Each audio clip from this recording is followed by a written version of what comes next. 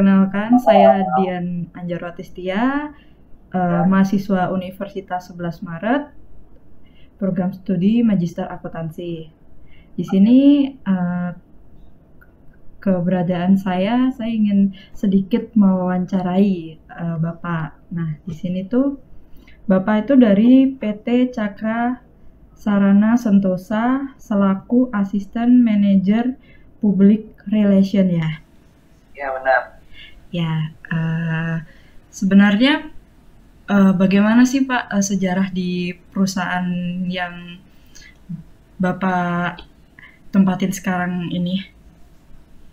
Ya, jadi perusahaan kami, PT Cakra Sarana Sentosa, adalah perusahaan yang bergerak di bidang elektrikal dan mekanikal. Basic dari perusahaan kami sendiri adalah supplier. Awal mulanya adalah sebenarnya ini merupakan pecahan dari perusahaan sebelumnya, karena memang perusahaan kami ini dulunya adalah company family company, maksud saya, maaf. Dahulunya adalah family company yang kemudian diteruskan oleh owner saya saat ini, yakni Setiawati, untuk meneruskan perusahaan dari ayahanda beliau.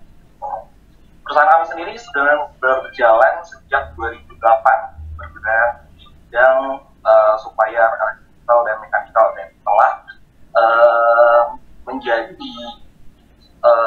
telah mensuplai barang-barang dan telah mendukung beberapa proyek dalam skala nasional maupun internasional.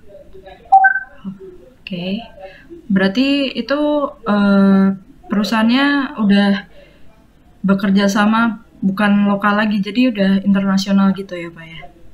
Ya, basically perusahaan kami bergerak pada government project. Jadi klien kami sebagian besar merupakan kontraktor BUMN seperti Jaya Karya, Adikarya, kemudian PPPP, dan lain sebagainya.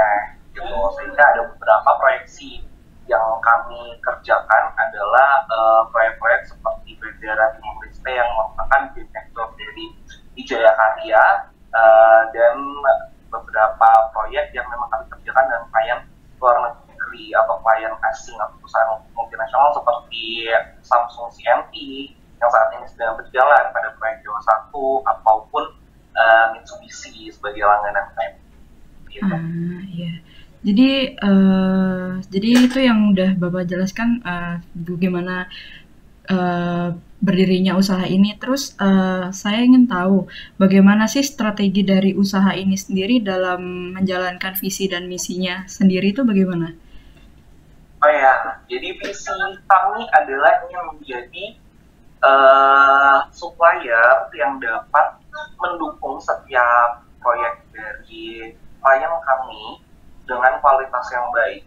Dan misi kami adalah menyediakan setiap material yang baik, kemudian memberikan pelayanan dan servis yang baik. Gitu. Jadi kalau misalnya ditanyakan seperti apa strateginya, sebenarnya sudah cukup dijelaskan dari misi kami saat ini. Jadi dengan memberikan sales service kepada klien kami dengan baik, selalu berusaha untuk mendukung dan memberikan support yang baik serta jaminan dan kualitas barang yang baik, itu merupakan tindakan atau kiat-kiat dari kami untuk bisa terus bertahan dalam industri trading di Indonesia saat ini. Terus bagaimana juga perencanaan pengendalian kontrol pada usaha yang udah dijalankan ini juga? Nah ya, pada saat ini dari PT Cakra Sarana Sentosa sendiri sudah mendapatkan sertifikat dari ISO untuk manajemen mutu sendiri, sehingga memang kami di sini walaupun masih dalam skala supplier menengah atau perusahaan kecil atau bisa kita sebut startup, gitu, tapi di sini sendiri kami sudah menerapkan manajemen dan operasi kontrol yang sesuai dengan standar ISO seperti itu. Jadi memang dari awal atau dari skema SOP yang kami terapkan di kantor kami itu memang sudah dikontrol dan sudah diskemakan sesuai dengan kebutuhan dan jalannya usaha yang kami lakukan. Terus dalam perusahaan ini tuh ada nggak sih kriteria karyawan gitu? Mm-mm. Bisa dijelaskan tidak Pak kriteria karyawan di... Untuk kriteria karyawan sendiri, ya, karena kami memang kami adalah perusahaan yang sangat mengutamakan kualitas dalam perjalanan bisnis kami. Sehingga salah satu kualitas yang harus kami sediakan adalah kualitas SDM. Sehingga kriteria karyawan itu pasti ada. Gitu. Walaupun memang sedalam berjalannya waktu, memang kami selalu berusaha untuk membuat karyawan kami itu from zero to hero gitu. Jadi memang kami ingin membuat karyawan kami terus berkembang, tidak hanya kami mengeluarkan skill-skill mereka, tapi juga terus mengembangkannya seperti itu. Untuk kriteria-kriteria tertentu yang jelas dari perusahaan kami yang kami terapkan adalah yang karyawan kami harus mampu untuk cepat belajar, ulang, tekun, rajin, dan jujur. Ya seperti standar kriteria pada umumnya seperti itu. Kecuali pada kebidanan tertentu memang kami membutuhkan tenaga ahli yang dapat menyesuaikan atau dapat memenuhi dari requirements terjaga. Ya. Oh, iya. Terus untuk pengawasan kerja terhadap karyawan tuh bagaimana ya sistematikanya atau bisa dijelaskan gitu? Ya, secara garis besar saat ini kami menerapkan penilaian atau evaluasi karyawan yakni by proses, yakni proses kontrol dan results control. Jadi kami memang selalu buat report, jadi karyawan-karyawan kami saat ini memang menerapkan daily report atau weekly report untuk beberapa divisi, kemudian juga ada monthly report as a results gitu. Jadi memang dari pihak direksi dan manajemen sendiri itu memang menilai dari setiap hari apakah daily activity yang mereka lakukan, sehingga kami terus mengevaluasi bagaimana efektivitas kerja setiap karyawannya dan seperti apakah kinerja dan hasil akhirnya seperti itu. Karena memang kami seperti yang tadi saya bilang, kami ingin terus mengembangkan kemampuan dari karyawan-karyawan kami, sehingga apabila ada dari hasil evaluasi tersebut memang ada yang kurang efektif baik antara dari sistem yang kami terapkan maupun dari kemampuan karyawan tersebut, maka kami akan kembali mengolahnya di bagian manajemen dan direksi untuk menjadi lebih baik ke depan. Oh iya, baik seperti itu. Jadi pakai daily report ya, biar terkontrol semuanya. Terus untuk mengendalikan kerja karyawan itu pihak siapa aja yang ikut serta atau yang ikut serta dalam mengendalikan kinerja karyawannya itu sendiri? Dalam pengendalian kinerja karyawan kami sendiri yang jelas adalah yang personal dari setiap karyawannya yang memang kami tuntut untuk bisa menjadi untuk memimpin diri sendiri at least gitu. Kemudian yang jelas berperan dalam controlling yakni adalah setiap manajer dari masing-masing atau kepala dari divisi masing-masing seperti itu. Jadi kalau misalnya dari full chart kami sendiri itu memang kami di bawah direksi itu langsung ke manajemen, kemudian langsung ke leader gitu. Dari leader tim inilah yang nanti akan mengontrol setiap pekerjaan maupun feedback-feedback yang diberikan gitu untuk nanti dikoreksi. Terus dalam kebijakan tuh pasti ada struktur perusahaan ya. Bisa dijelaskan sedikit nggak Mas tentang struktur perusahaan di... Oke. Jadi saya jelaskan kembali mungkin ya, karena mungkin memang agak ngablu ya kalau misalnya kurang detail. Iya. Jadi memang perusahaan kami ini kapasitasnya memang masih di bawah 50 orang karena memang kami kan bergerak di bidang trading, which itu tidak membutuhkan banyak personil yang sebagai daily worker gitu ya. Jadi di sini sebagai bagian besarnya sendiri kami ada komisioner, kemudian di bawah kami di bawahnya sendiri itu ada presiden director, kemudian director dan langsung ke manager, marketing manager dan operational manager seperti itu.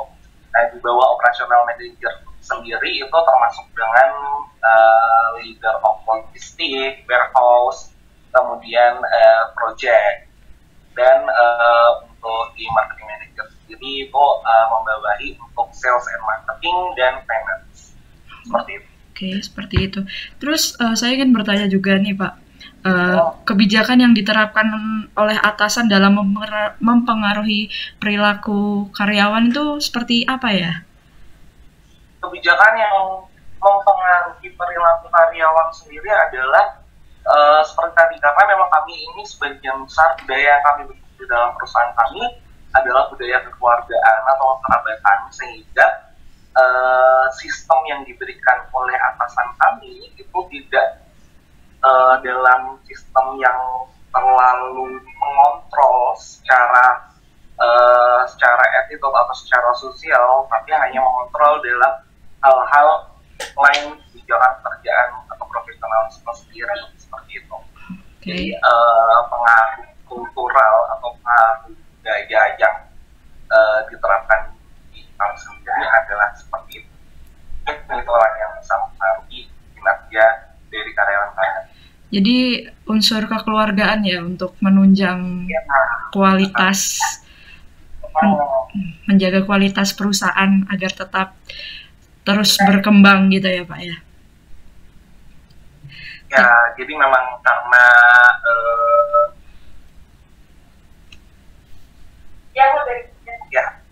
maksudnya dia ada telepon dari ibu saya. Jadi memang di sini karena memang kami bergerak di bidang project, di mana timeline kami pasti akan mengikuti dengan timeline project yang terus dinamis, sehingga memang kami benar-benar menerapkan tentang membentuk lingkungan sosial yang menyenangkan, lingkungan sosial yang sebisa mungkin bisa meringankan daripada tensi pekerjaan dari masing-masing, karena memang teamwork dan personal work di sini memang sangat dibutuhkan gitu. Seperti itu, karena komunikasi sosial yang kami bentuk di sini itu sangat memerlukan dan sangat berpengaruh terhadap hasil kinerja kami. Oh baik. Terus yang ingin saya tanyakan lagi itu di sini mungkin langkah apa yang dilakukan untuk mendorong karyawan dalam sistem kerja yang telah diterapkan oleh perusahaan tuh supaya semakin bagus itu bagaimana kalau menurut? Ya, kami mengadakan setiap 2 bulan sekali, yakni evaluasi untuk karyawan. Kemudian di setiap 3 bulan sekali kami ada bagaimana ya biasanya kalau misalnya biasa kami sendiri kami membuat acara reward karyawan di setiap 3 bulan sekali gitu. Sebenarnya ini merupakan bagian dari acara kebersamaan atau sosial group. Kemudian di 6 bulan sekali biasanya kami mengadakan upgrade mempererat silaturahmi antar karyawan, seperti itu, karena memang dari bagian dari kantor kami sendiri atau perusahaan kami sendiri memang tidak memiliki divisi HRD atau Human Resource Development. Jadi memang ini adalah inisiatif yang dibentuk dari manajemen dan direktur. Seperti itu. Jadi untuk terus mengembangkan memang kami sebisa mungkin selalu maintenance, evaluasi, perbaikan, pengembangan, evaluasi, perbaikan, pengembangan, seperti itu. Baik. Ada lagi yang ingin saya tanyakan itu faktor yang menjadi pendukung terlaksananya suatu sistem pengendalian yang ada dalam menjalankan usaha ini itu sendiri itu seperti apa ya? Ya faktor boleh dibilangin Pak? Faktor apa saja yang menjadi pendukung terlaksananya sistem pengendalian ini sendiri? Jadi kayak biasanya ada faktor eksternal itu faktor budaya dan faktor internal sendiri itu dari personalnya sendiri gitu. Tadi sudah sempat saya ceritakan di bagian sebelumnya. Jadi memang kami berusaha sekali untuk membentuk karakteristik setiap karyawan kami menjadi karyawan yang kompeten, namun juga tetap menjaga profesional, namun juga tetap menjaga interaksi sosial yang baik gitu. Dan kami pun juga membentuk budaya antar karyawan di dalam perusahaan kami untuk jadi gaya untuk bersosialisasi dan baik untuk maintenance teamwork di dalam perusahaan kami seperti itu. Jadi kalau misalnya faktor eksternal lainnya yang akan mendukung dalam pengembangan ini itu adalah kebijakan-kebijakan untuk maintenance agar karyawan-karyawan kami itu tetap bisa menjaga interaksi atau dalam bahasa kerjanya adalah silaturahmi antar karyawan, karena memang menurut kami sendiri kinerja karyawan kami sangat terpengaruh oleh hal tersebut gitu ya. Baik, saya akan melanjutkan lagi bagaimana sistem pengendalian manajemen dalam usaha di perusahaan ini, terus dan bagaimana juga proses pengendalian itu dijalani. Terus pengendalian manajemen maupun bagaimana semuanya berjalan sih tidak jauh beda dengan apa yang tadi sudah kita sharekan ya. Ini lebih ke sharing momen aja. Karena memang untuk sistem pengendalian manajemen sendiri di tempat kami itu masih terpusat pada bagian direksi gitu. Jadi memang perusahaan kami sendiri setiap SOP maupun setiap kebijakan yang kami buat itu memang turunnya dari direksi begitu. Jadi untuk sistem yang diterapkan saat ini untuk pengendalian manajemen pun itu merupakan kebijakan terpusat seperti itu. Jadi memang kami memang menggunakan seperti jadi untuk pengontrolan dan lain sebagainya makanya akan dipusatkan di direksi setelah direview oleh leader atau oleh manajer dari masing-masing bagian. Terus wewenang dan tanggung jawab yang diterapkan perusahaan itu sendiri itu bagaimana? Apakah ada apakah itu masing-masing divisi atau ada divisi lain yang mengurus tentang wewenang dan tanggung jawab dalam perusahaan ini? Ya, itu yang tadi yang udah disinggung. Dijelaskan ya, tadi tentang sistem yang dijelaskan juga untuk kontrol manajemennya. Jadi memang kami terpusat di direksi sebagai pusatnya gitu. Terkait dengan kebijakan setiap divisi ataupun apa itu memang batasan atau kebijakan yang diberikan dari direksi sendiri itu memberikan kebijakan untuk setiap divisi atau setiap bagian memiliki alur kerjanya atau flow kerjanya sesuai dengan kebutuhan masing-masing gitu. Seperti yang saya terangkan di awal tadi memang karena kami bergerak di bidang project, which project itu begitu dinamis gitu, jadi pasti akan ada skema-skema yang perlu dirubah atau menyesuaikan dengan pekerjaan yang sedang kami laksanakan gitu. Jadi memang dari kontrol pusat sendiri itu memang memberikan kebijakan untuk silahkan merombak asal tidak melanggar dari nilai besar yang sudah ada di tatanan SOP seperti itu. Lebih mudahnya gitu. Jadi setiap divisi pasti punya cara kerjanya. Saya tidak ingin di sini sendiri saya tidak menyebutnya sebagai sebuah wewenang atau kebijakan ya, tapi saya lebih suka menyebutnya sebagai kultural atau sebagai budaya kerja yang dibentuk dari setiap divisinya masing-masing, karena setiap divisi atau setiap bagian dari setiap tim di perusahaan kami pasti sudah berdiskusi untuk membuat keefektifan kerja yang kemudian nantinya akan dikoreksi dan dievaluasi oleh bagian di atasnya. Jadi wewenang yang diterapkan dari kamu maupun terpusat di direksi, tapi tidak menutup kemungkinan untuk adanya feedback atau mungkin lebih mudahnya seperti demokrasi yang diterapkan di demokrasi kecil yang diterapkan di dalam perusahaan. Baik. Terus ini kan perusahaannya udah tergolong cukup lama ya berdiri ini. Strategi yang digunakan oleh perusahaan itu sendiri tuh bagaimana ya? Strategi kami yang jelas seperti yang tadi di awal kami jelaskan, jadi saya bukan menyebutnya sebagai strategi ya, karena memang kami di sini menjalankan pekerjaan sesuai dengan kualitas kami, sesuai dengan kompetensi kami gitu, dan tetap mengikuti dan melihat asas-asas yang berlaku gitu. Mungkin kalau misalnya diketahui secara general atau secara sendiri itu memang ada asas bisnis seperti itu. Kalau misalnya anggaplah di sini kami adalah trading, atau sekarang Cakra Sarana sendiri sebagai informasi memang kami sedang mengembangkan bisnis sebagai general trading, sehingga tidak tertutup di bagian electrical dan mechanical apa itu tidak saja gitu.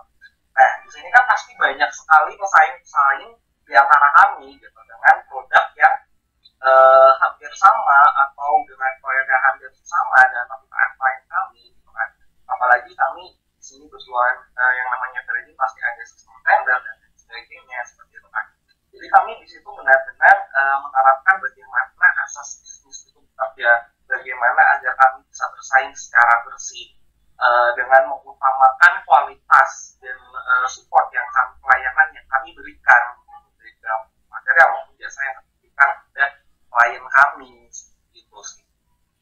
Oh, baik. Terus untuk membangun keunggulan kompetitif perusahaan ini itu juga seperti apa ya? Kan kita juga tahu bahwasannya perusahaan itu pasti memiliki kompetitor gitu.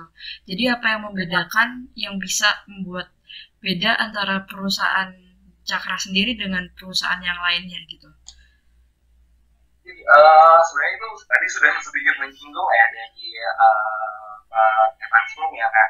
Kalau lebih spesifik lagi, ini kalau misalnya sebagai salah satu pekerjaan utama kami akan supply material dan sebuah pekerjaan elektrikal gitu. Di situ kami benar-benar memberikan pelayanan atau knowledge dari pre-sales sampai after sales gitu.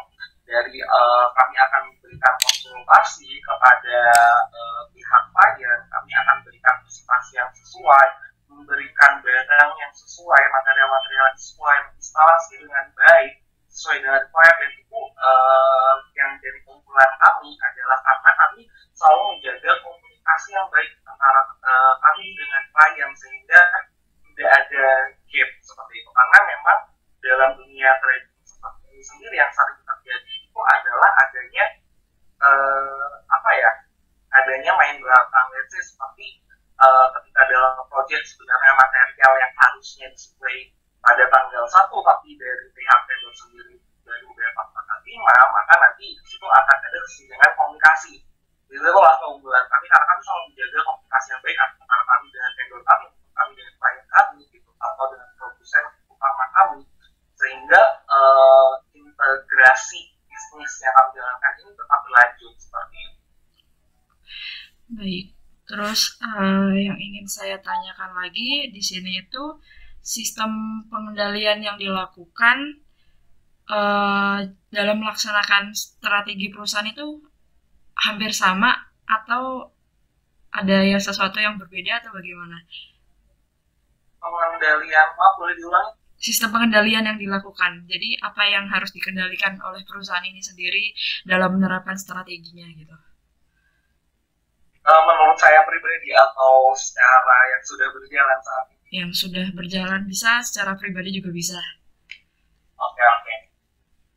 Untuk sistem pengendalian yang dilakukan saat ini, saya rasa sudah cukup dan sangat sesuai ya dengan line bisnis yang kami jalankan saat ini. Kemudian terkait dengan strategi yang tadi saya sudah sebutkan tadi ya, dengan sistem manajemen yang ada sekarang, menurut saya itu sudah sangat sesuai karena seperti strategi tentang salah satu strategi yang kami gunakan yakni adalah menjaga hubungan komunikasi yang baik, maka kami harus menjaga hubungan komunikasi yang baik juga dari dalam perusahaan gitu kan, tidak hanya dari pihak luar gitu. Dan sistem pengendalian manajemen yang ada dengan mengawal teamwork, dengan selalu menerapkan asas profesional dan kekeluargaan secara bersamaan, itu akan menjadi komunikasi yang baik juga secara internal, sehingga kami secara tidak langsung mengajarkan kepada karyawan maupun kepada setiap personal dari perusahaan kami untuk bisa menerapkan strategi dari perusahaan kami sendiri. Iya, baik. Terus ini pertanyaan yang satu lagi, Pak. Ini kan biasanya dalam perusahaan itu kan ada juga masalah dalam sistem pengendalian ya. Jadi jika ada masalah dalam sistem pengendalian itu yang dilakukan Bapak selaku asisten manajer itu seperti apa? Jadi kalau umpamanya ada karyawan yang bermasalah ataupun ada semua pekerjaan yang ternyata lolos dari sistem pengendalian terus menyebabkan suatu masalah itu solusi solusi biasanya yang diterapkan dalam perusahaan itu ini tuh bagaimana? Ya, seperti yang tadi saya sudah jelaskan, walaupun kami telah menerapkan sebuah sistem kebebasan asas kebebasan dari setiap tindakan yang dilakukan oleh karyawan kami di luar kontrol kami, atau setiap tindakan yang terjadi di luar kontrol kami, seperti itu. Let's say karena memang selama 12 tahun berjalan ini pasti tidaklah mungkin tidak ada masalah ya, pasti ada saja masalah yang terjadi. Nah, disitulah kami akan mengkomunikasikannya secara keluargaan, kemudian kami akan menyelesaikannya secara pendekatan, dan kami akan analisis lebih lanjut, evaluasi, dan mencoba memperbaikinya. Namun ketika kesalahan-kesalahan ini keluar dari batasan yang sudah ada seperti saya sebutkan sebelumnya, jadi pasti kami akan tetap memberikan sanksi yang tegas sesuai dengan peraturan yang berlaku. Baik, mungkin ini makasih Pak atas waktunya. Ini mungkin pertanyaan yang udah saya tuturkan itu cukup cukup dari saya.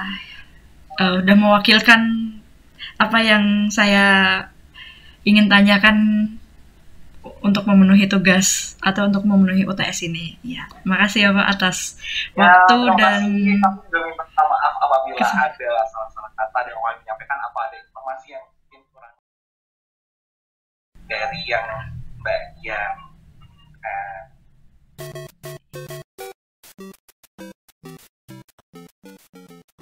Selamat sore Bapak, perkenalkan nama saya Dian Anjarwati Setia, saya mahasiswa Magister Akuntansi Universitas 11 Maret. Keberadaan saya di sini, saya ingin bertanya mengenai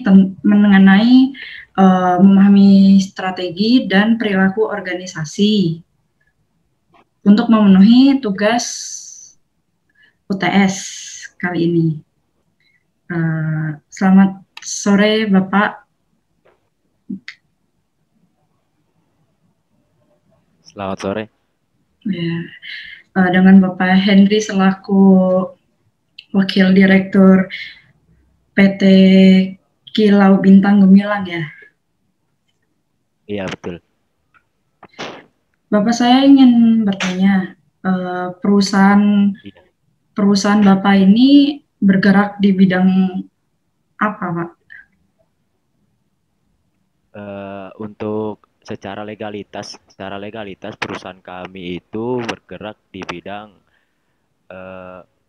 pengadaan alat-alat konstruksi, terus pengadaan alat tulis kantor dan desain interior. Jadi tapi fokus utama perusahaan kami itu bergerak di bidang konstruksi. Jadi seperti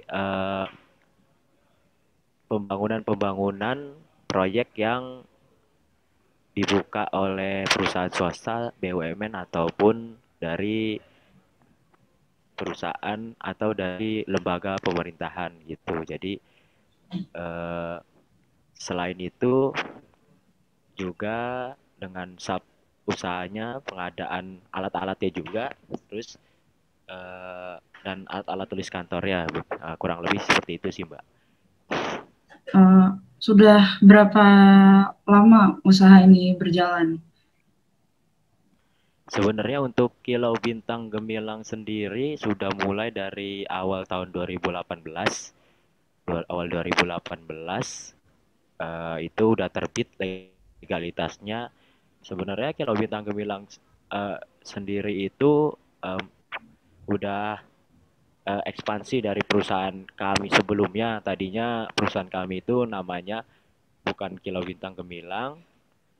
Kemudian tahun 2018 berubah menjadi Kilau Bintang Gemilang. Jadi total saya sendiri totalnya untuk menekuni bidang usaha ini sih udah sekitar dari 2016 ya, sekitar 4 tahunan lah gitu. Eh, dari ekspansi sebelumnya itu berbentuk CV atau PT, Pak? Eh, berbentuk PT juga sebenarnya, berbentuk PT awal 2016 itu. Perusahaan kami itu awalnya bernama Fitriana Ide Kreasi, itu bergerak di bidang desain interior. Itu tuh kayak eh, kami tuh menyediakan jasa jasa desain interior dari rumah, apartemen, dan perkantoran. Awalnya seperti itu. Kemudian di tahun karena ada beberapa lain hal di tahun 2017 itu kemudian berubah menjadi Kilau Bintang Gemilang gitu.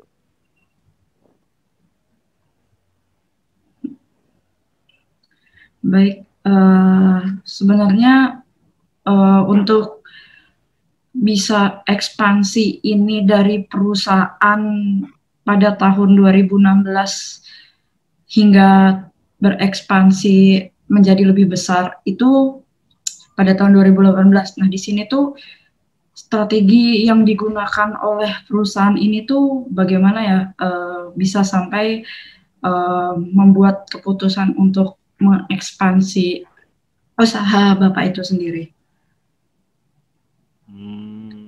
Pada awal itu di perusahaan sebelumnya di Fitriana Idea Kreasi itu untuk skup dari surat izin usahanya itu kami tuh masih menengah ke bawah, artinya modal dasar yang dipakai untuk perusahaan itu masih menengah ke bawah karena sebenarnya bukan melihat peluangnya, sebenarnya kita menciptakan peluang sendiri karena banyak banyak eh, perusahaan-perusahaan yang membutuhkan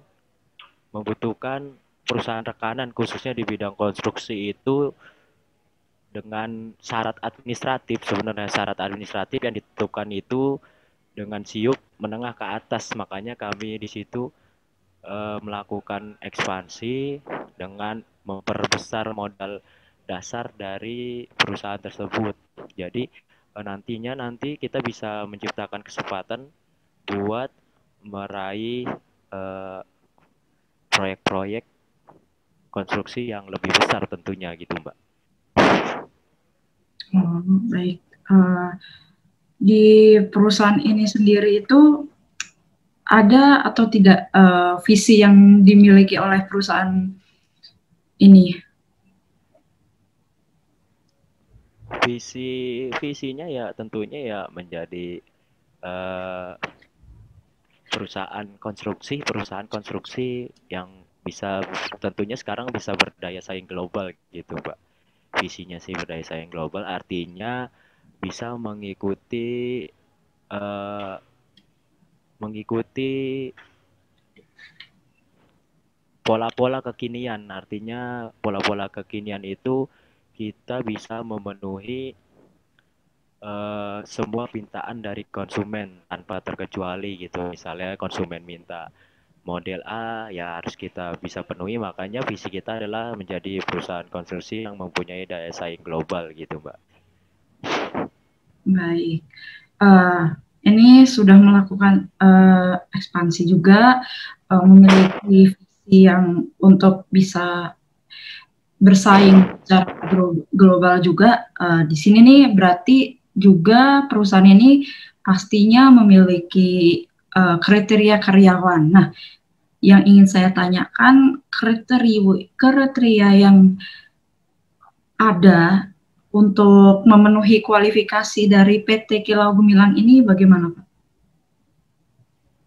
Untuk kualifikasi karyawan, sebenarnya secara administratif pun diperlukan ya. Sebenarnya kayak misalnya untuk orang keuangan, kami sendiri ngambil dari orang yang punya basic keuangan, lulusan-lulusan minimal administrasi keuangan, akuntansi dan manajemen keuangan itu.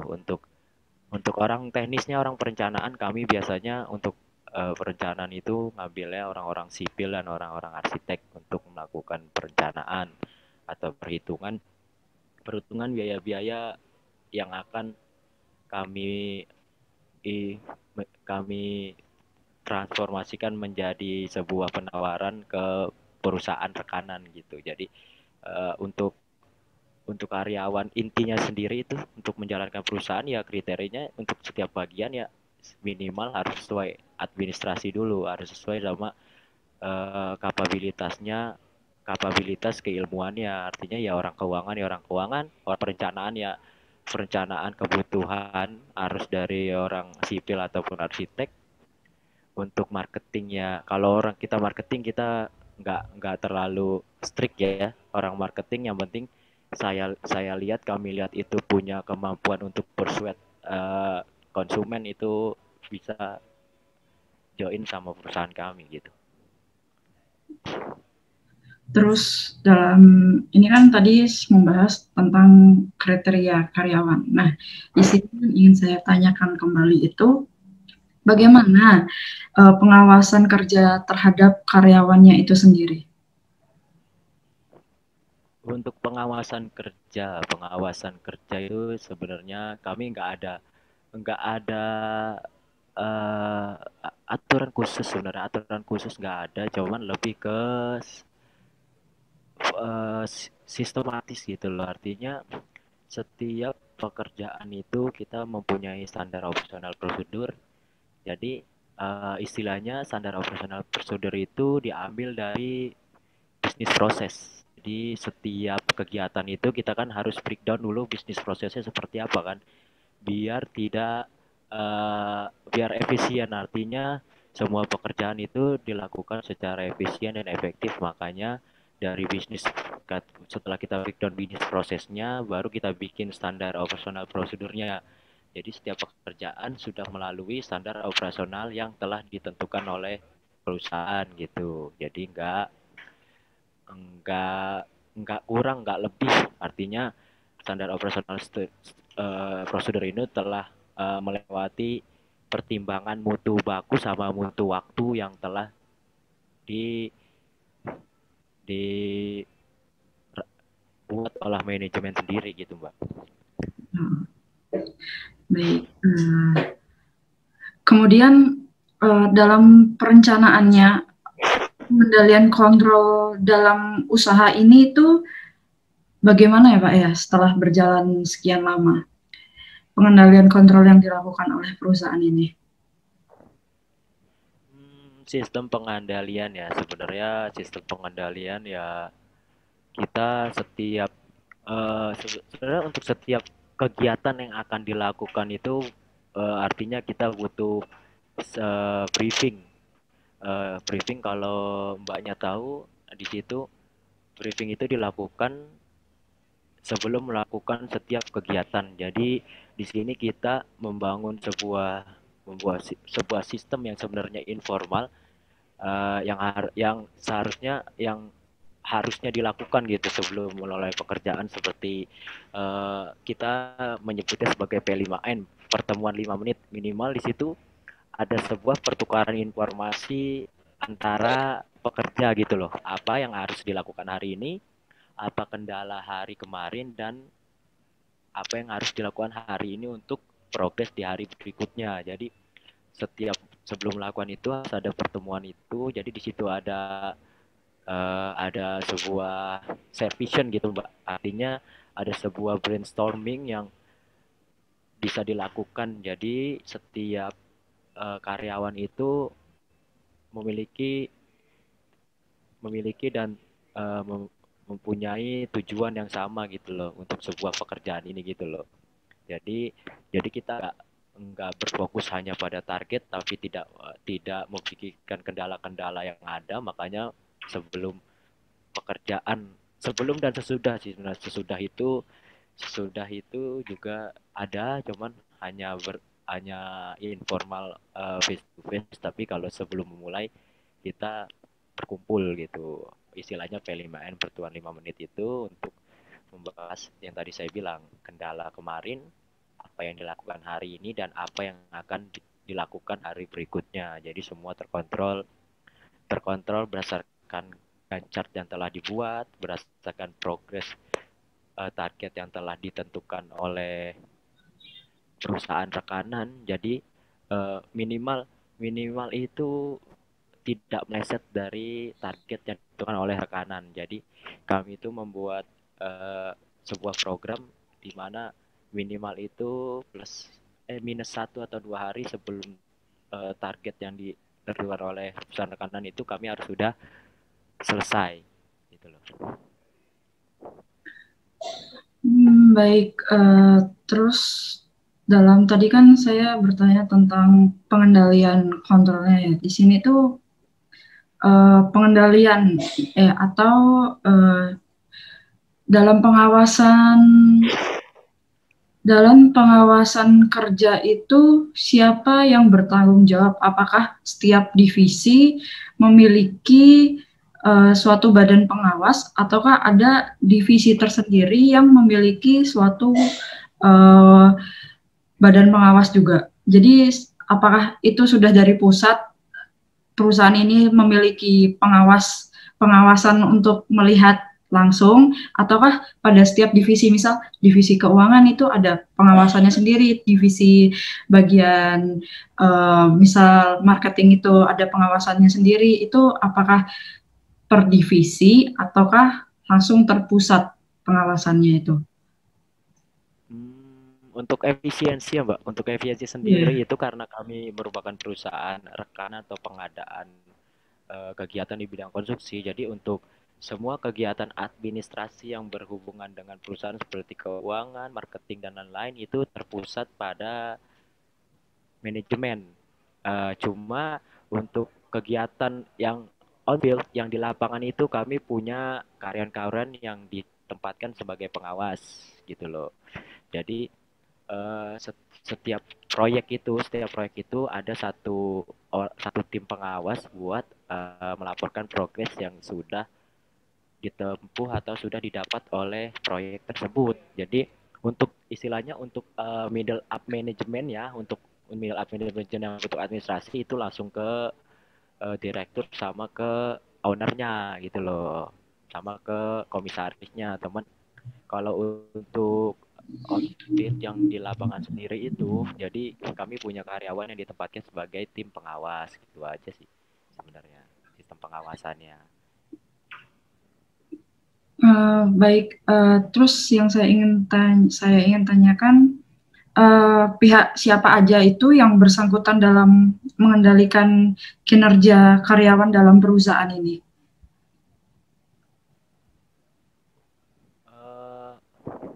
Untuk di lapangan sendiri itu, untuk pengawasan kinerja itu ya tadi dilimpahkan nama pengawas-pengawas di lapangan itu sendiri. Jadi sistemnya hierarki ya. Jadi untuk pekerja-pekerja istilahnya pekerja-pekerja lepas dalam tanda kutip itu diawasi oleh tim pengawas proyek. Cuman untuk pengawas proyek itu ya langsung diawasi oleh tim manajemen gitu. Jadi pengendaliannya hierarki. Jadi dari mulai pekerja lepas sampai ke manajemen jadi bertahap pelaporannya gitu. Jadi biar ada istilahnya penyaringan gitu loh, penyaringan informasi. Jadi yang diterima oleh manajemen itu sudah informasi data matang gitu loh, bukan mentah lagi Mbak gitu. Jadi penyaringannya, pengelompokan informasinya itu sudah di tengah-tengah, jadi di bagian pengawas. Jadi nanti manajemen tinggal menerima informasi yang sudah matang gitu. Jadi sudah berupa hasil gitu Mbak. Istilahnya misalnya progresnya dalam persentase, progresnya dalam satuan mutu baku atau mutu waktu gitu. Gitu sih. Jadi sistem pengendaliannya tetap hierarki karena nggak bisa langsung, karena data itu harus diolah. Jadi ya kita harus tetap menerapkan sistem hierarki tersebut gitu. Jadi menerapkan sistem hierarki ya. Jadi terus dalam perusahaan ini kan juga istilahnya termasuk lama ya, jadi mampu berdiri lebih dari 2 tahun. Nah, di sini itu kebijakan yang diterapkan oleh pimpinan dalam mempengaruhi perilaku karyawan yang ada dalam perusahaan Bapak ini seperti apa ya? Untuk perilaku karyawan sendiri itu eh, untuk mempengaruhinya tentunya kita yang paling dasar kita tahu sendiri eh, sebagai manusia yang sebenarnya dalam tanda kutip kan namanya manusia kan udah pasti Mbak tahu kan kapitalistik lah ya. Kayak di sini kita butuh kita tuh ngasih kompensasi Mbak. Kompensasi atau dalam bahasa manajemennya kompensasi, cuman dari bahasa lapangannya insentif lah. Insentif atas pencapaian-pencapaian yang telah dicapai jika memenuhi target. Jadi setiap target yang tercapai kita kasih kompensasi di situ insentif. Jadi motivasi karyawan pun terbangun gitu. Jadi kinerjanya pun bisa terjaga gitu. Itu Berarti sih. seperti reward gitu ya, memberikan reward Uh, kepada. uh, ya, cuman di sini saya sendiri selaku yang di sebagai yang selaku yang ditugaskan untuk mengawasi juga dalam dalam artian mengawasi secara tidak langsung dan dalam dalam menentukan kebijakan. Di sini uh, di kita adanya reward dan non reward. Di sini kita tidak memberikan punishment atau hukuman atau penalti kepada karyawan yang tidak mencapai target. Dengan demikian mereka jadi istilahnya terbangun sebuah pola pikir. Jadi terbangun sebuah pola pikir artinya mereka tuh kerja tuh karena motivasi bukan karena sebuah ketakutan akan tidak mencapai target. Jadi gitu. Jadi adanya di kita itu cuma non reward adanya reward dan super reward. Jadi setidaknya jadi apapun yang didapatkan oleh karyawan ini ditentukan oleh mereka sendiri. Tapi di sini eh, saya bisa bilang kelebihan kami itu kami tidak memberikan hukuman atas ketidak pencapaian target gitu loh. Jadi mereka motivasinya lebih berarti yang mereka pikir itu mendapatkan reward bukan karena ketakutan akan tidak mencapai target gitu, Mbak.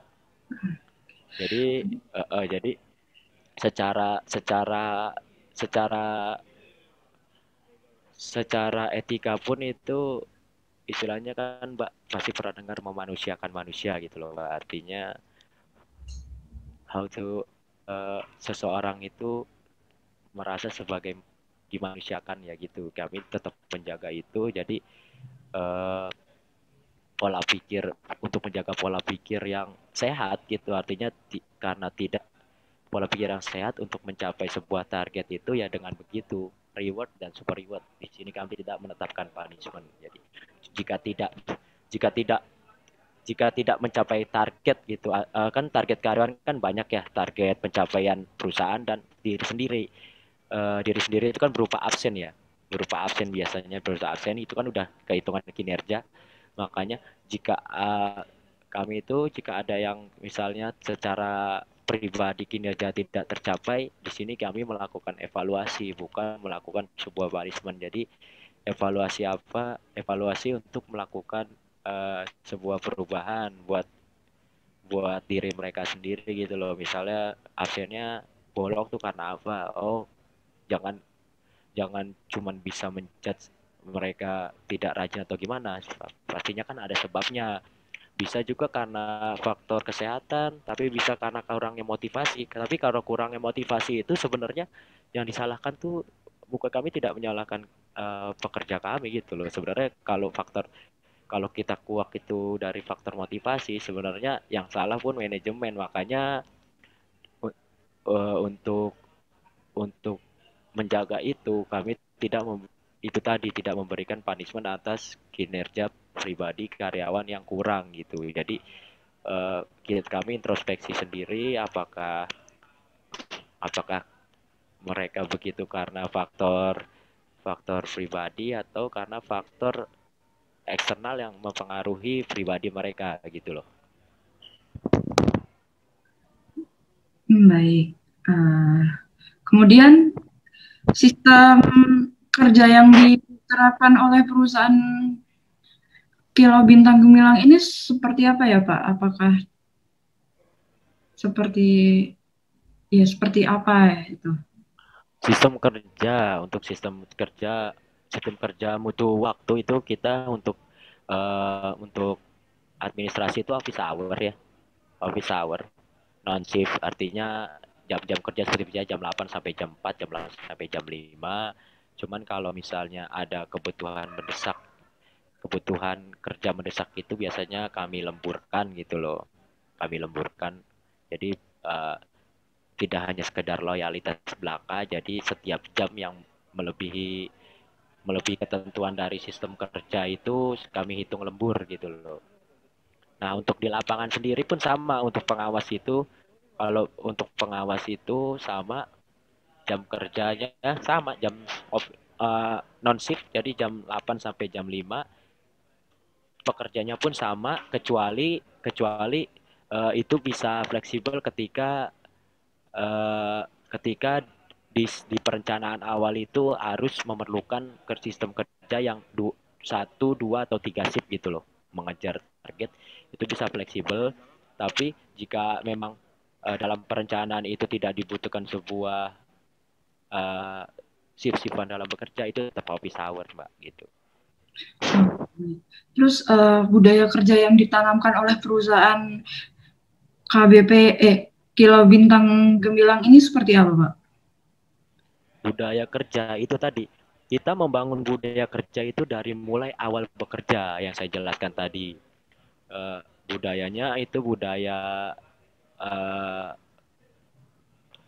continuous improvement mbak, artinya di situ setiap harinya ada sebuah, setiap hari, setiap waktu, setiap apapun itu ada sebuah perubahan gitu mbak, artinya ada sebuah perbaikan yang dilakukan. Kita kalau biasanya kalau dalam dalam sistem manajemen itu dibilangnya continuous improvement. Kalau kalau karena basic saya kan dulu teknis ya, itu kalau dibilang di budaya Jepang itu dibilang budaya Kaizen, namanya perubahan terus menerus. Makanya untuk menjaga budaya perbaikan terus menerus itu kami lakukan sejak awal yang saya bilang tadi, adanya pertemuan di awal kerja gitu loh. Jadi eh, di situ setiap karyawan itu boleh boleh tanpa terkecuali itu mengungkapkan ide-idenya. Di situ kami tidak membatasi, semua ide kami tampung, dan semua ide pun ada rewardnya mbak. Jadi di kita itu setiap perbaikan atau perubahan yang dilakukan, besar atau kecil, itu pasti ada rewardnya di kami gitu loh. Jadi budaya seperti itu yang kami terapkan. Jadi selain selain mempertahankan budaya perbaikan terus menerus, di sini kami juga sekaligus dengan sejalan dengan perbaikan terus, kita kasih reward di situ. Jadi budaya itu tetap terjaga gitu mbak. Tuh. Jadi secara secara secara secara sosialistik ataupun secara kekeluargaan itu terjaga, terbangun karena kita sering ketemu di awal, dan secara istilahnya secara sifat manusia yang sedikit kapitalistik itu pun terjaga juga dengan sebuah reward yang kami berikan terhadap sebuah perubahan yang dilakukan gitu loh. Baik, tadi kan juga disinggung oleh Bapak tentang jika mendapatkan di sini tuh penerapannya reward-nya itu reward dan super reward. Nah, contoh sendiri reward dan super reward itu seperti apa ya, Pak? Contohnya itu sebenarnya sama, berupa ini loh, berupa uang, sebenarnya sama berupa uang. Cuman kan ada rate-nya gitu loh. Misalnya ada rate-nya, misalnya untuk karyawan yang istilahnya dalam tanda kutip biasa-biasa aja, kinerjanya masih dalam batas dalam batas toleransi gitu, artinya minim tidak, max tidak gitu loh, itu rewardnya tetap ada, kayak misalnya insentif bulanan, kayak misalnya uang uang uang target misalnya senilai berapa gitu loh ya.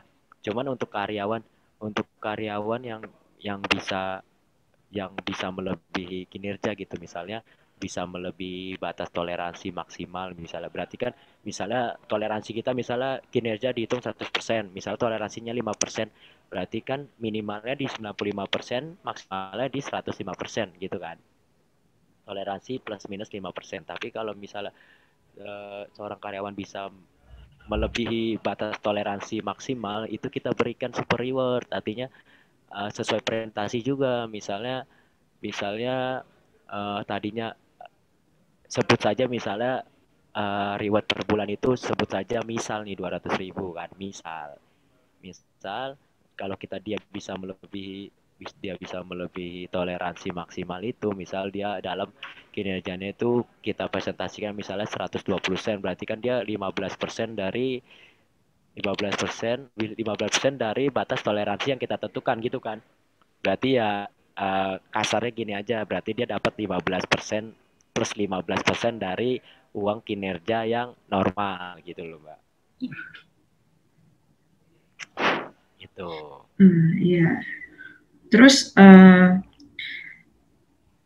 saya ingin juga bertanya di sini itu bagaimana atau langkah apa yang dilakukan untuk mendorong karyawan supaya nyaman dengan sistem kerja yang diterapkan oleh perusahaan ini. Kan tadi di sini menerapkan sistem kerja yang menggunakan perubahan terus meneruskan, pasti di situ ada yang dimana karyawan tuh kadang merasa jenuh lah, maksudnya di setiap harinya itu pasti merasakan adanya tekanan. Nah, bagaimana cara perusahaan ini untuk menekan supaya atau membuat nyaman karyawannya dalam menjalankan sistem yang sudah diterapkan. Nah, ini sebenarnya itu sebenarnya sudah terjawab, tapi saya akan jelaskan lagi yang belum saya ungkapkan. Jadi untuk membuat nyaman itu sebenarnya di situ tadi sebenarnya membuat sebuah sistem perubahan terus-menerus diikuti dengan sebuah reward dan super reward di situ. Nah, di sini yang kita bangun adalah sebuah kompetisi yang sehat. Jadi kompetisi sehat itu sebenarnya indirect atau tidak dirasakan secara langsung oleh karyawan tersebut gitu loh. Jadi mereka tuh kita bangun kompetisi yang sehat dari sistem tersebut. Makanya mereka itu di situ sudah berpikirnya ya, karena mereka sifat manusia sendiri yang sifat dasar manusia yang butuh apresiasi gitu loh, Mbak. Sifat dasar manusia kan hanya butuh apresiasi gitu loh. Walaupun ada kadang orang yang bilang nggak penting, terima kasih ya nggak penting sebenarnya, tapi ya kita sebagai manusia pun nggak bisa menampik itu, bahwa apresiasi itu penting sekali. Makanya kita bangun kompetisi di situ, kita bangun kompetisi yang sehat di situ dengan sebuah sistem itu. Jadi secara nggak sadar mereka tuh berkompetisi, makanya mereka setiap hari itu selalu berkompetisi. Makanya karena mereka selalu berkompetisi, makanya mereka tuh jadi berkompetisi dan tentunya mendapat apresiasi atas kompetisi tersebut. Jadi mereka tuh nggak bukan sudah tidak sih, mungkin kemungkinan kecil tuh sudah tidak memikirkan sebuah kondisi yang membuat nyaman atau tidak nyaman, karena setiap harinya mereka tuh secara tidak sadar berkompetisi di situ. Jadi nyaman atau tidak nyaman itu sudah kemungkinan kecil deh, pokoknya saya bisa pastikan kemungkinan kecil mereka tidak memberikan itu nyaman atau tidak nyaman lagi gitu Mbak, karena setiap harinya mereka berkompetisi di situ untuk uh, pencapaian mereka sendiri gitu loh. Yang kami bangun sebenarnya di situ. Jadi mereka merasa tentunya kan untuk sebuah kompetisi yang sehat seperti itu kan artinya kan mereka tuh udah berkompetisi di situ, makanya nggak mungkin mereka nggak nyaman. Jadi kalau nggak nyaman nggak mungkin mereka bisa berkompetisi di pencapaian itu gitu loh Pak.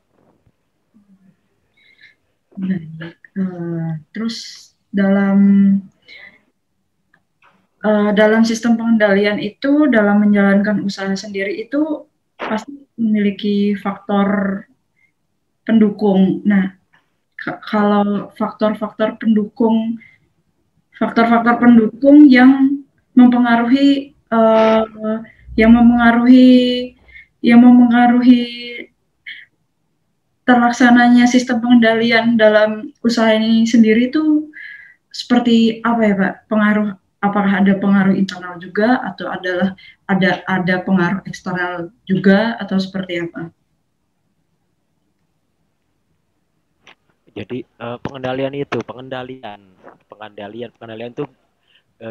erat kaitannya dengan mutu atau kualitas. Jadi kami itu quality building in process Mbak. Jadi kualitas itu dibangun dalam sebuah proses. Jadi semua yang terkait eksternal ataupun internal itu kami anggap sebagai proses. Jadi kami tidak mengesampingkan sesuatu yang kami tidak menampik sesuatu yang bisa mendukung terlaksananya pengendalian itu. Kayak misalnya makanya tadi sistem yang kami bentuk itu sebenarnya sebagai pendukung semua karyawan tanpa terkecuali. Makanya untuk mendukung sebuah pengendalian itu, nah kita bangun dari sistem yang paling dasar tentunya. Sistem yang paling dasar karyawan itu sendiri gitu loh. Makanya karyawan itu sendiri, faktor eksternalnya tentunya kan secara tidak langsung faktor eksternal kan keluarga karyawan itu sendiri Mbak, ya kan?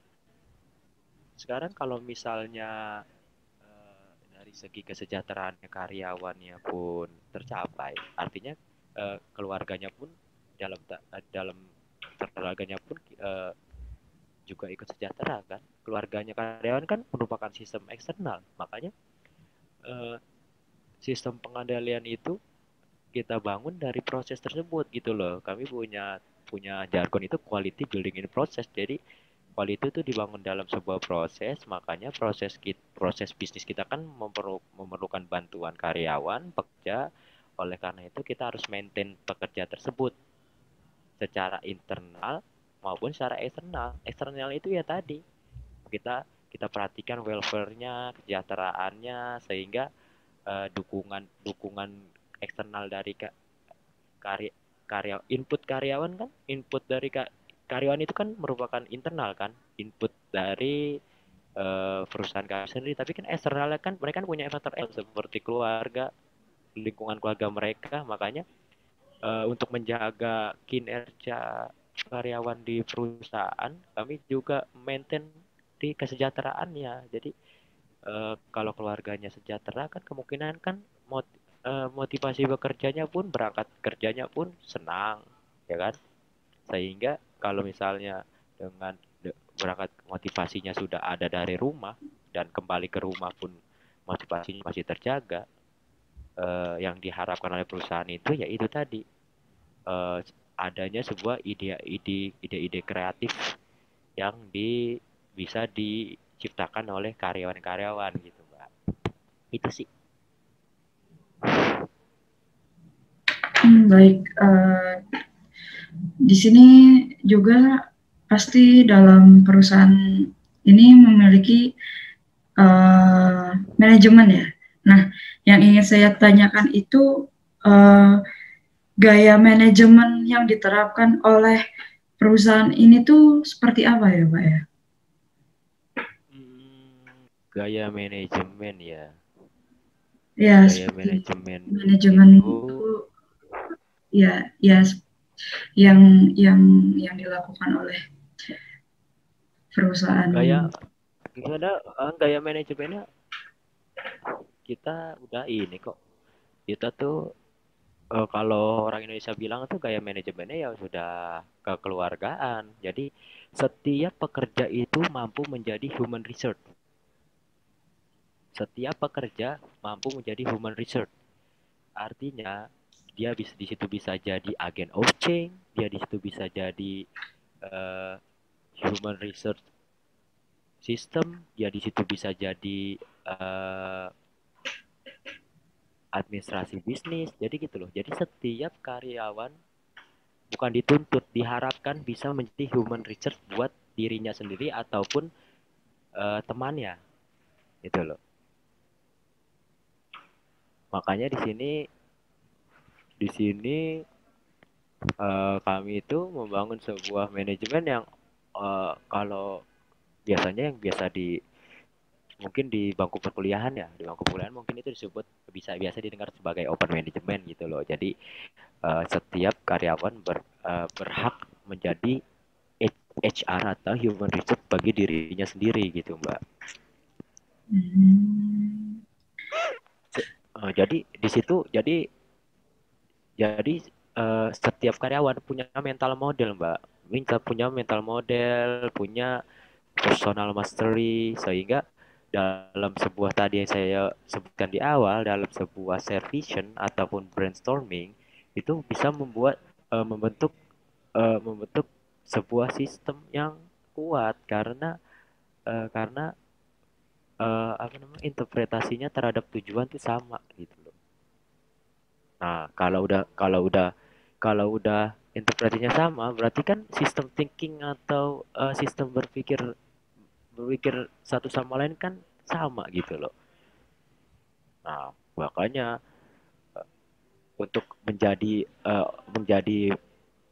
perusahaan yang lincah, agile atas dengan konsep kekinian gitu loh. Makanya kami menerapkan open management tersebut gitu loh, Pak. Jadi setiap karyawan berhak menjadi human resource gitu loh. Dengan dengan dengan memakai konsep tadi memanusiakan manusia dengan uh, kalau Mbak pernah dengar itu uh, kalau Mbak pernah dengar itu jadi seperti kalau pernah dengar itu Mbak pernah dengar nggak tentang uh, apa namanya non konsekualis atau deontologi gitu loh Mbak, pernah dengar nggak? Ya, Artinya jadi jadinya setiap karyawan tuh bekerja bekerja dengan bekerja dengan leluasa gitu loh, dengan leluasa tanpa memikirkan apapun secara langsung loh ya, tanpa memikirkan secara langsung gitu loh. Tapi dampak yang dirasakannya nanti secara langsung gitu. ya, baik. Juga saya ingin bertanya juga sistem pengendalian formal yang dilakukan oleh perusahaan Kilau Bintang Gemilang ini itu dia menerapkan aturan-aturan yang sebagaimana ada pengendalian fisik ataukah adakah aturan tertulis ataukah dan yang lainnya. Ada, kalau secara formal itu kita ada perjanjian kerja bersama, Mbak, untuk menjaga mutu, untuk menjaga kualitas tadi, menjaga kualitas yang ada. Kita tuh tetap punya perjanjian kerja bersama di situ. Jadi perjanjian kerja bersama yang disetujui oleh karyawan dan manajemen seperti aturan-aturan terkait kesejahteraan seperti cuti, seperti transportasi, seperti kebutuhan meal, makan. Jadi kita punya situ. perjanjian kerja bersama yang kita bangun antara karyawan dan manajemen. Jadi tidak ada yang merasa diberatkan karena kan perjanjian kerja bersama kan dibuat oleh bareng-bareng gitu loh. Sudah mempertimbangkan kebutuhan karyawan dan kebutuhan manajemen gitu. Gitu sih, Mbak. Oh iya. Eh, Sebenarnya di perusahaan ini sendiri memiliki ciri khas atau strategi yang berbeda daripada perusahaan pesaingnya tidak, Pak? Jadi apakah perusahaan Bapak ini memiliki diversifikasi atau memiliki hal yang unik atau yang berbeda dari perusahaan pesaing Bapak? Atau semua sama aja atau seperti apa gitu? Kalau untuk keunikan, kalau kalau untuk keunikan yang kita bangun sendiri loh, kita keunikan untuk sistem kerja loh, untuk sistem kerja sendiri yang tadi itu sistem kerja kami mampu mempertahankan kinerja karyawan, tapi untuk keunikan atau pembeda dari perusahaan lain dalam eh, artinya dalam eh, menggapai sebuah proyek gitu loh. Dalam sebuah proyek kita keunikannya kita tuh selalu menanamkan sebuah pola pikir, kita persuade konsumen tuh selalu gini, selalu saya lagi ngomongin marketing sedikit nih Mbak Jaja nih. Jadi kita tuh selalu istilahnya dalam tanda kutip, saya kalau ketemu konsumen itu selalu kita bikin stigma konsumen itu bahwa kita tuh apa aja bisa. Istilahnya bahasa bahasa kerennya tuh palu gada gitu loh. Apa lu mau gua ada. Jadi misal nih contoh sedikit nih ya. Contoh sedikit misal mbaknya sebenarnya orang tahu mbaknya itu jualan kue gitu loh. Gitu loh.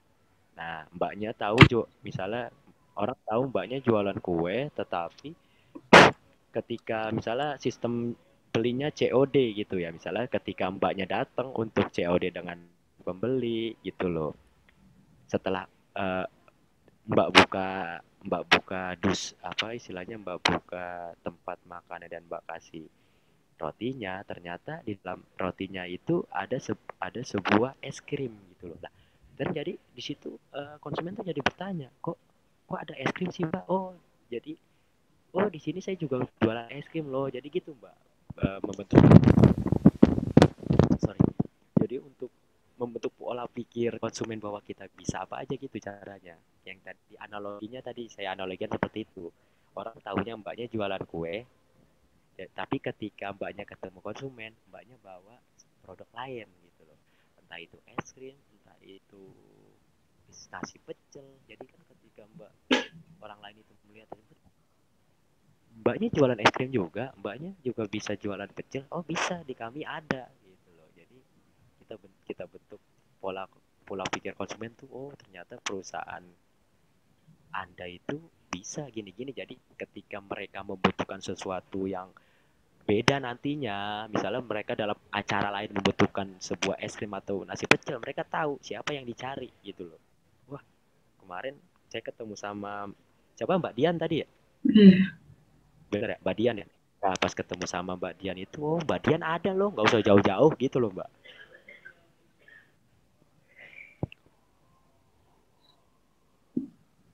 Gitu.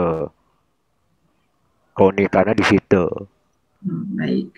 Terus landasan untuk membangun kompetitif di perusahaan sendiri itu bagaimana ya? Landasan atau gimana sih perusahaan ini itu membangun keunggulan kompetitifnya sendiri? Membangun keunggulan kompetitif. Membangun keunggulan kompetitif itu uh, balik lagi, keunggulan kompetitif kami bangun dari proses. Jadi kualitas kami dibangun dalam proses, quality building in proses. Jadi keunggulan kompetitif kami itu selalu membangun kualitas dalam proses. Jadi kami istilahnya percaya diri untuk mencapai target yang ditentukan oleh perusahaan yang mempercayakan proyeknya terhadap kami gitu, Mbak. Dengan strategi tersebut makanya kami menjaga keunggulan kompetitif di situ dari mutu waktu, mutu baku, belum tidak hanya tepat waktu tapi kualitas pekerjaan yang kami berikan pun sesuai sama ekspektasi yang diharapkan oleh perusahaan yang menggunakan perusahaan kami gitu.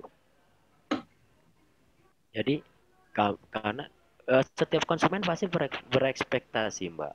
Nah, bagaimana kita mencapai ekspektasi konsumen? Ya itu tadi, kita bangun instrumennya.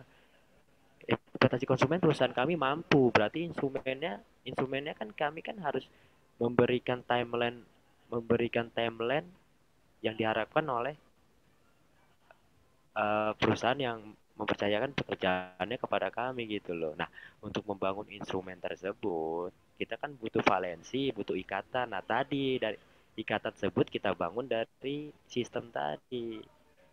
Dari sistem perbaikan terus-menerus, terus memaintain karyawan gitu loh. Jadi keunggulan kompetitif di kami di itu untuk menjaga ekspektasi tersebut, uh, untuk menjaga keunggulan kompetitif tersebut, makanya valensi atau ikatan-ikatan yang bisa membangun sebuah instrumen untuk mencapai ekspektasi yang diharapkan oleh konsumen itu kita jaga gitu, Mbak. Baik, satu lagi pertanyaan yang ingin saya tanyakan itu bagaimana sistem pengendalian perusahaan Bapak ini dalam membantu melaksanakan strategi yang sudah diterapkan sebelumnya? Gimana sistem pengendalian untuk? Jadi sistem pengendalian seperti apa yang membantu pelaksanaan? Jadi sistem pengendalian yang bagaimana yang yang berkaitan langsung, jadi membantu dalam pelaksanaan strategi perusahaan itu sendiri. Jadi misal seperti kayak kualifikasi pegawainya seperti apa atau bagaimana gitu. Jadi sistem pengendalian yang dimiliki oleh okay. Sistem pengendalian peran Bapak yang selaras untuk yang selaras dengan strategi perusahaan Bapak gitu. Secara ya seperti itu. Sistem pengendalian selarasnya berarti ya itu tadi, Mbak. Kami mengendalikan karyawan itu secara tidak sadar gitu loh. Jadi artinya kami mengendalikan karyawan itu tidak disadari oleh karyawan. Jadi secara tidak langsung itu kami mengendalikan dengan dengan sistem yang tadi jelaskan tadi, dengan sistem kompetisi yang sehat gitu loh. Kami sebenarnya mengendalikan mereka untuk mempertahankan kinerja mereka, tapi tidak langsung dirasakan oleh mereka bahwa mereka sedang dikendalikan atau dibuatkan sebuah kompetisi gitu, Mbak. Jadi semua terkendali di situ gitu loh. Jadi yang kami pikir itu udah nggak zamannya lagi mengawasi dengan ngemarah-marah secara langsung, karena sesuatu yang tertekan secara langsung itu jadi bekerja itu bukan berdasarkan kemampuan mereka gitu loh, tapi bekerja berdasarkan tekanan gitu loh. Jadi pengendalian tersebut kami bangun tadi dengan sistem tadi yang sebelumnya pun saya jelaskan. Kami membuat kompetisi yang sehat dengan sebuah sistem yang kami bangun itu. Jadi semuanya bisa terkendali dari dalam gitu loh, Pak, istilahnya. Nggak perlu langsung dari luar gitu. Entah itu kita sidak atau apa. Sekali-sekali memang kita namanya melakukan, kalau dalam sidak lah, dalam bahasa sehari-hari sidak gitu kan. Coba di situ kalau Jepang bilang namanya gemba. Sidak juga sih sebenarnya gemba. Tapi sebuah sidak itu dilakukan bukan buat mencari kesalahan. Sebenarnya bukan mencari kesalahan, tapi mencari sesuatu yang tidak efisien untuk memperbaikinya gitu loh. Kembali lagi tadi, perbaikan terus menerus. Jadi di situ sidak itu bukan dilakukan buat mencari kesalahan, bukan, tapi mencari sesuatu yang istilahnya tidak proper gitu, tidak sesuai dengan jalurnya, kami perbaiki gitu. Gimana? Baik, ya. Baik Bapak, ini semua pertanyaan saya sudah terwakilkan, sudah terjawab semua.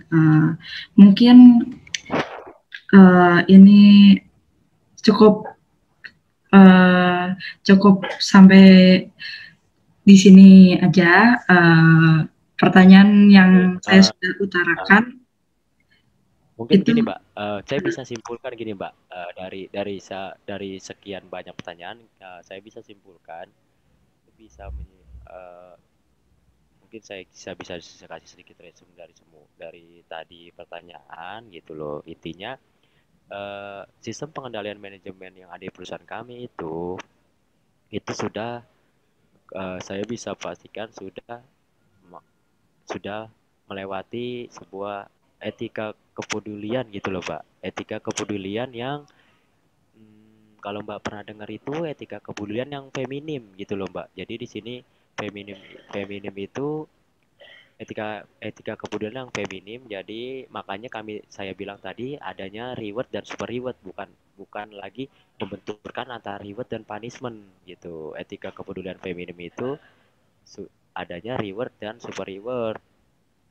Nggak kayak pengelolaan manajemen zaman dulu. Kalau zaman dulu itu mereka masih maskulin, masih memakai reward dan punishment. Tapi di kami sudah pakai etika kebudayaan yang feminim, jadi adanya reward dan non reward. Terus dalam menjaga budaya perusahaan kami itu, kami selalu menerapkan continuous improvement atau perbaikan terus menerus gitu. Jadi sejalan gitu Mbak, perbaikan terus menerus di-combine dengan etika kepedulian yang feminim, jadi sejalan gitu loh. Jadi apa perbaikan yang mereka lakukan ada kompensasi atas itu gitu Mbak. Gitu sih kurang lebihnya.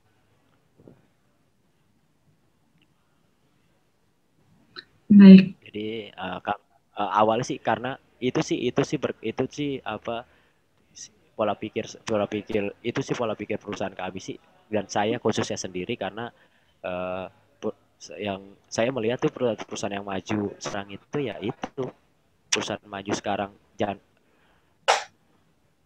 agile atau lincah itu mampu apa namanya mampu rata-rata itu mereka sudah menerapkan sistem manajemen yang memiliki etika kepedulian itu sih. Ya saya berkaca lah pada perusahaan besar seperti Toyota, karena kan sebelumnya kan basic saya pernah bekerja di perusahaan-perusahaan besar gitu seperti Toyota, Honda ya. Itu yang saya rasakan. Jadi saya merasa di maintain di situ, makanya dari empiris atau pengalaman pribadi saya terapkan kemudian di perusahaan kami gitu loh, bahwa memang benar etika kepedulian yang feminim itu yang tidak feminim dan tidak membenturkan antara reward dan punishment itu lebih bisa diterima oleh karyawan gitu. Ya, baik Pak. Itu sih dari saya. Ya. Terima kasih Bapak atas waktunya dalam menyempatkan untuk mau membalas semua pertanyaan-pertanyaan saya. Mungkin itu dulu dari saya. Saya minta maaf apabila ada kata-kata yang kurang berkenan. Mohon dimaafkan. Saya juga. Ya.